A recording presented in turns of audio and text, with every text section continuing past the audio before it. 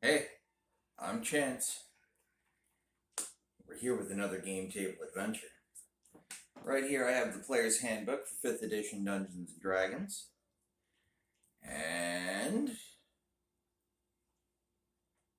let's talk about it.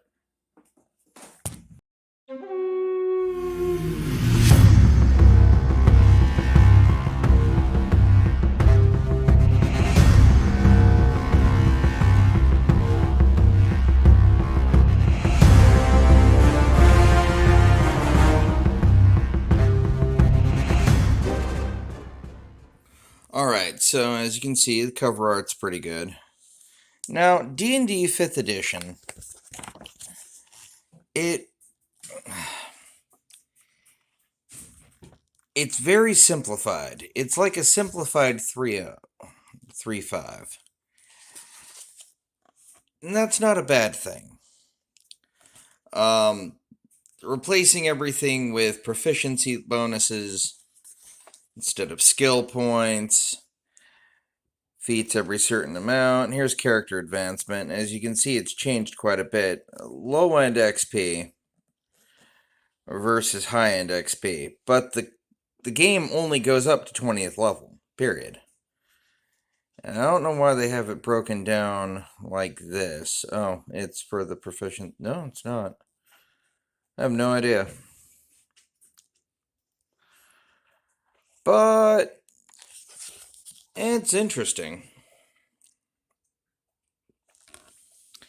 As you can see, some of the book just goes into the basics. Dwarves. The artwork is fucking spectacular. Dris Duerden. Gotta love that shit. Oh, there he is. There's his name. All your pretty basic bog standard stuff. The halfling. The human. The dragonborn. I do not know why dragonborn became a standard race.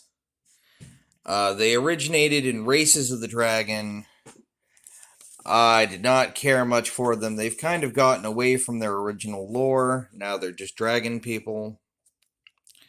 Gnome. See, it used to be that a member of a humanoid race would become a servant of a dragon god and then be given the option to become a dragonborn. Now they're just a race unto themselves, half elf, and it just doesn't really make a lot of sense. Half orc, tiefling. I don't know why the tiefling became standard, but the Aasimar didn't. And here we have classes, and this covers all the base classes: barbarian, bard, cleric, druid, fighter, monk, paladin, ranger, rogue, sorcerer, warlock, wizard. Why warlock became standard, I don't know. Now, I skipped over 4th edition, and I don't feel bad for it whatsoever. It was a bad edition, and wizards should feel bad. Some of these tables are pretty good. They got rid of reflex, fort, and will. They also got rid of the base attack bonus. So everything is just covered by your proficiency bonus. And then you get a set of saves based on your class.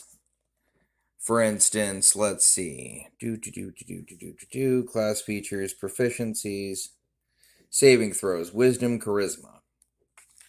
Things that particular class are good at saving against.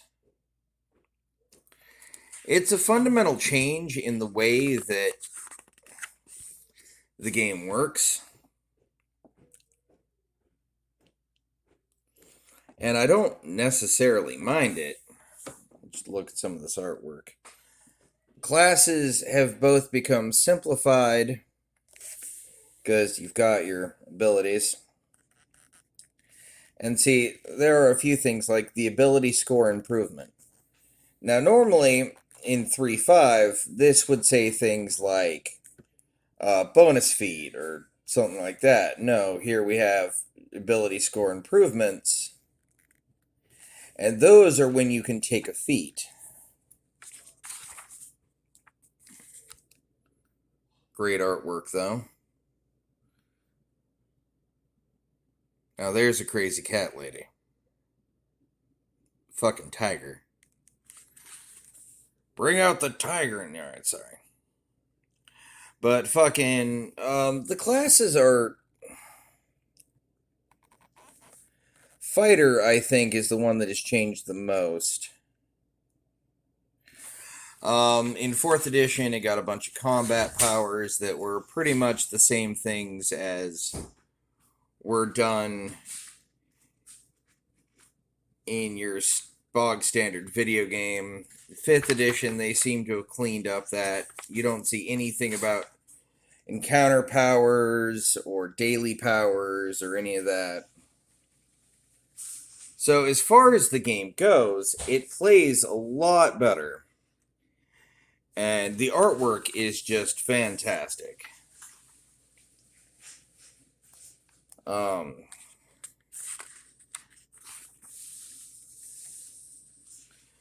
It just looks so good. And, you know what, I don't feel bad about saying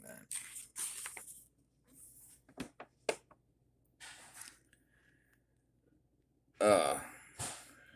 Ranger, which is what I'm playing in the current 5th edition campaign I'm in.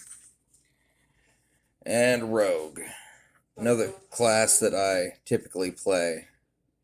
Now, with these, it's just interesting. Arcane Trickster. And I'm not entirely sure where that comes in.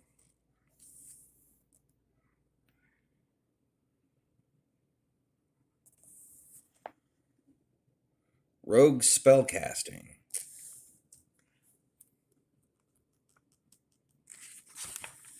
It's just the idea of a spell thief, I guess.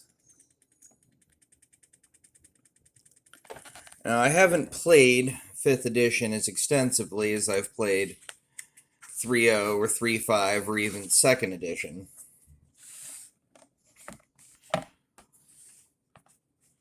But it's just something you have to get used to. The artwork in this book is fantastic overall. And I would definitely suggest 5th edition, even over 2nd edition, with ease of play, character creation, character customization is actually really good despite the simplicity of the system. The artwork is fantastic, but you would expect that from Wizards of the Coast. And this definitely holds up on that end. The tables are clean and well-defined, easy to read.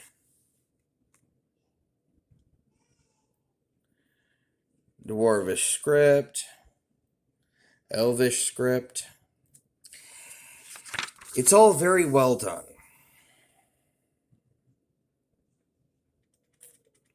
Draconic.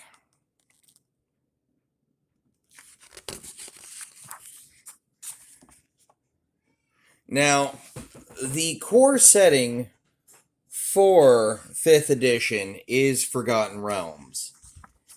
And while I understand the popularity of the Forgotten Realms, and in no way have anything bad to say about it, personally, I have a bit of a fondness for Greyhawk.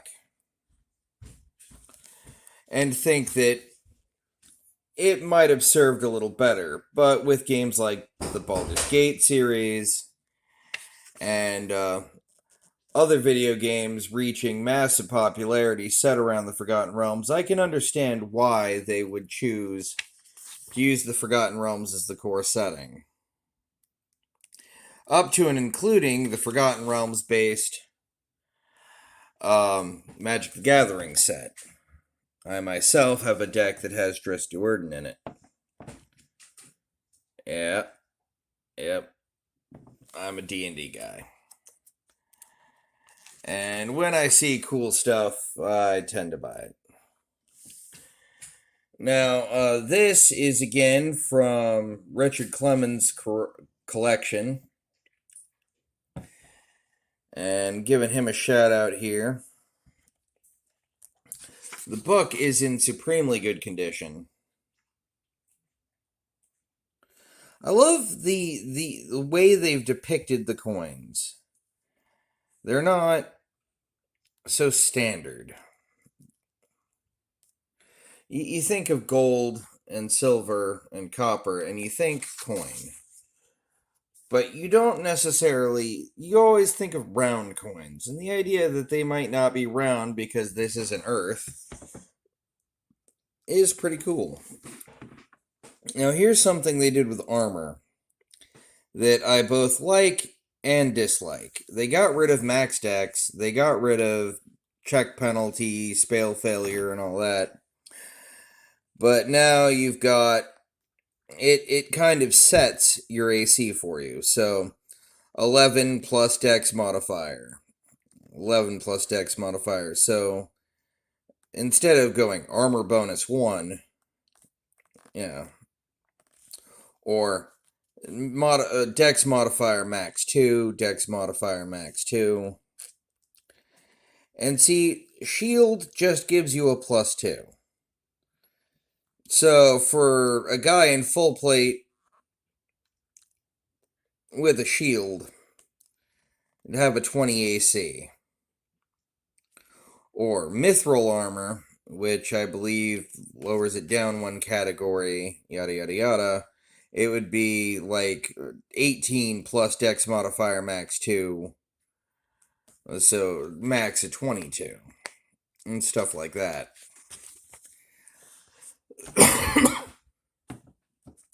There is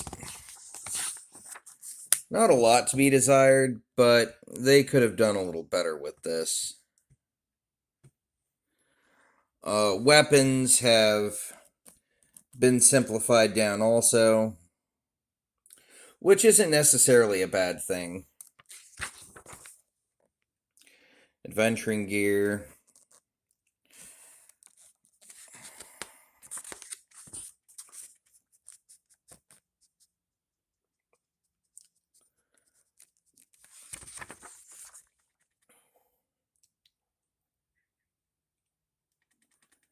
It looks pretty good.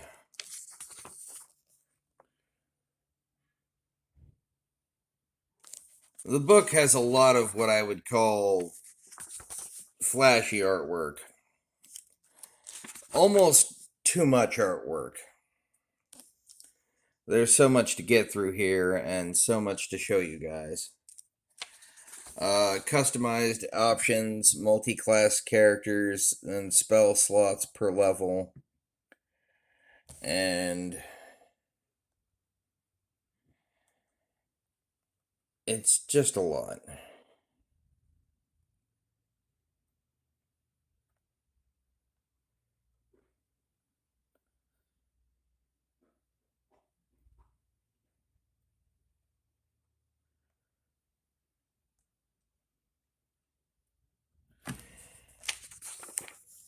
They've simplified a lot of things, and they've brought the power curve on D&D down. So you're not so much fantastically more powerful as a high-level character than you would be as a low-level character. And in some ways, you're a little less squishy as a low-level character. But there are some issues.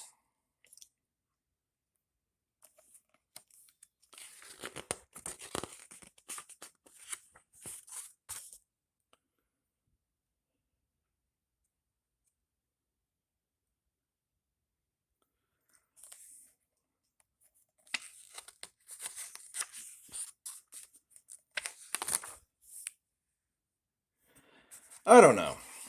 The artwork is good. The book is good. The system is alright. Magic items, when we get to it, has suffered a little bit.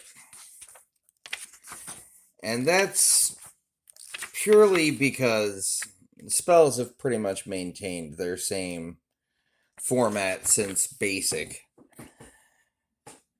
And I don't see any real reason to change spells aside from changing effects to meet the new mechanics of the game system. But magic items have been dumbed down tremendously. They only go up to a max of +3.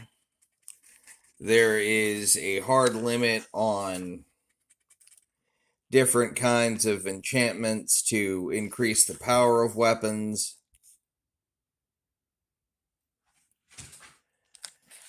It just simply is what it is. Artwork is fantastic, though.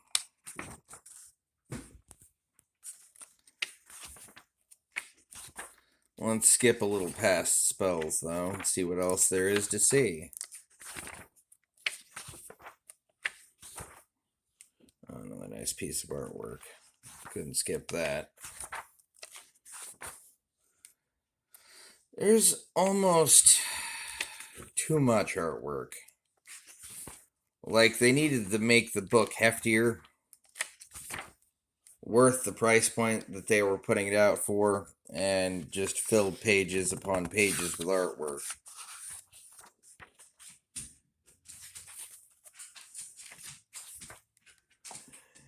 Deities of Greyhawk, so they did cover Greyhawk.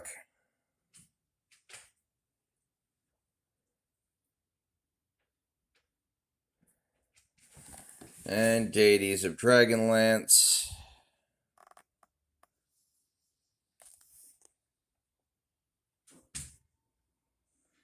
And the Deities of Forgotten Realms, which is the core campaign setting, and they have a lot of gods. Deities of Eberron, which... Eberron was a good campaign setting, and I will get to touching on that setting eventually.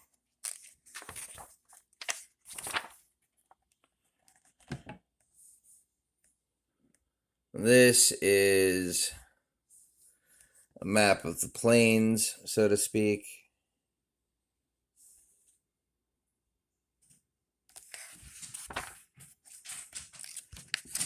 And then basic animals.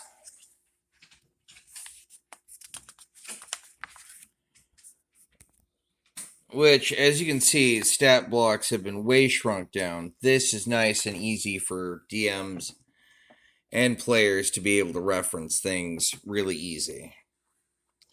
Normally, you'd find this in the monster manual for most settings, or for most systems.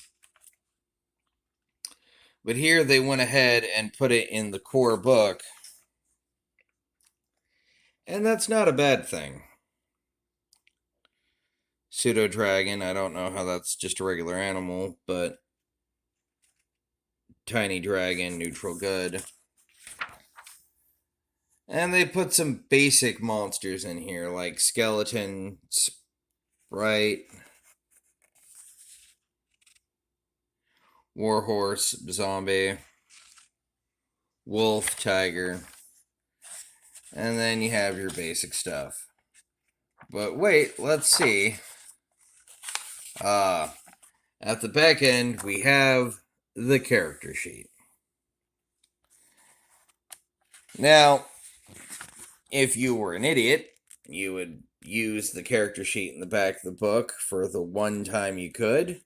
However, most people use this to photocopy fresh copies, or use it as a template for base paper.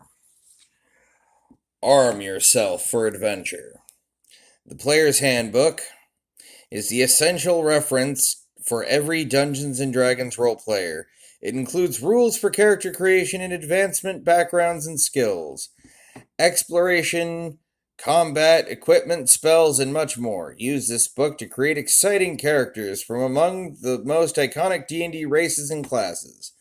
Dungeons and Dragons immerses you in a world of adventure. Explore ancient ruins and deadly dungeons. Battle monsters while searching for legendary treasure. Gain experience and power as you trek across the uncharted lands with your companions. The world needs heroes. Will you answer the call? When you're ready for even more, expand your adventure with the 5th edition Dungeon Master's Guide and Monster Manual. Okay, so I went a little announcer guy on that. It retails for about $49.50 or $49.95. Sorry. Well, that's been the Player's Handbook. Not bad, and our first look at the 5th edition of Dungeons and Dragons hasn't been bad. The back end made me think, though, because I forgot to mention backgrounds in my go through, and I saw the section and I just didn't mention it. Backgrounds are kind of integral to creating a character in 5th edition. They add to the amount of skills and what skills you start with, equipment proficiencies, and a few other things that the book covers. And frankly, I like it. It reminds me of starting occupations from D20 Modern, and to see it kind of carried through was actually kind of refreshing. It seems like a lot of times Wizards of the Coast completely abandons previous ideas without maybe workshopping them better and doing a better job. I would love to see, for 5th edition, a D20 Modern revisited. So if you're listening, Wizards, I'd do it. I'll buy it. Now, that's at least one guy who will buy the book. Imagine. There's probably a lot of people who like D20 Modern. It sold pretty well. Well, that's another one. Down, done, and dusted. My thoughts on it are pretty much it's a new edition. It works better than 4th. I still personally favor 3.5. I will probably always favor 3.5. But 5th edition has its advantages. And with that said, please like, comment, subscribe, and share. No. But please do those things. And if you could hit the little notification bell, that'd be great. That way you can be alerted every time I post a new video on YouTube.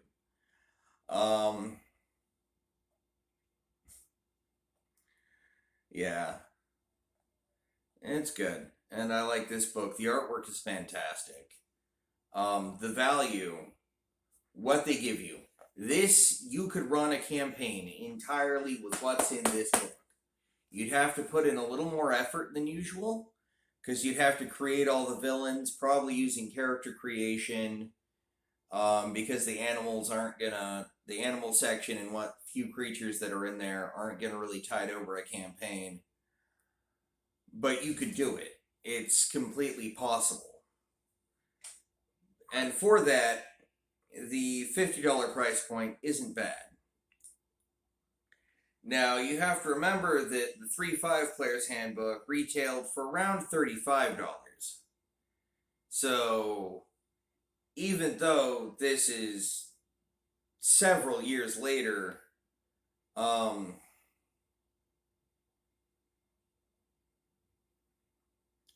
value is there. You can pick this up in physical copy at stores like Walmart or your local bookstore. You can also pick this up as a digital copy online for purchase. as a PDF. I would never support pirating. No, seriously, don't. This is a new edition. This is not out of print. Grab this if you can. It's a great value. It's a good book. It's a good edition. And it's worthwhile. So, with all that said, keep adventuring.